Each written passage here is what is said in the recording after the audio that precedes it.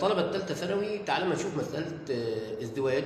الشكل اللي قدامك ده جاي مرسوم جاهز، بيقول لك في الشكل شبه منحرف وبعدين متساوي الساقين، يعني ده 20 سم وده 20 سم، وعندك ألف دالة 18 وعندك الباقي دي ب 42، وبعدين في عندي 4 قوى، بس الأربع قوى متاخذين في ترتيب دوري واحد اللي هم القوة اللي هي 40 وقف 1 وقف 2 وقف 3. فعشان كده قال لك القوة المبينة ممثلة تمثيل تام بأضلاع شبه منحرف. فبيسألك فإن المجموعة تكافئ ازدواج بعيار عزمه، فأنت كل اللي أنت فيه هتعمله أول شيء هتجيب ارتفاع شبه المنحرف. أول شيء هتجيب ارتفاع شبه المنحرف. فين الارتفاع؟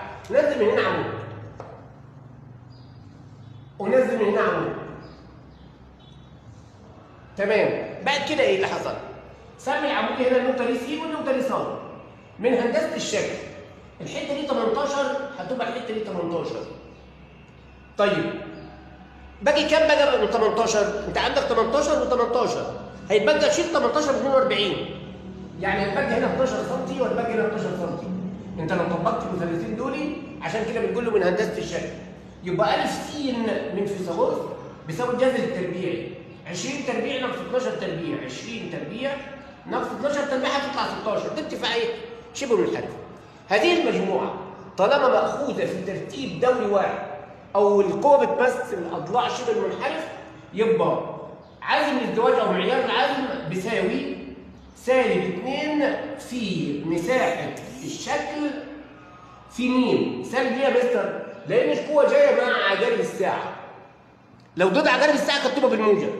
يبقى -2 في مساحة الشكل اللي هي مساحة شبه منحرف نص مجموع القاعدتين المتوازيتين، يعني نص 18 زائد القاعدة الثانية 42 في الارتفاع اللي انت جبته اللي هو 16. امال ايه دي ميم دي يا مستر؟ ما حضرتك كان المفروض نجهز الميم. الميم دي عبارة عن ايه؟ هنقسم القوة على طول الضلع، يعني هنقسم ايه؟ 40 على 20 فيها كام؟ فيها الاثنين. اختصر وطلعها هتطلع سالب 1920، بس ديت 1920 بالموجب. فهو عشان كده قال لك معيار العزم.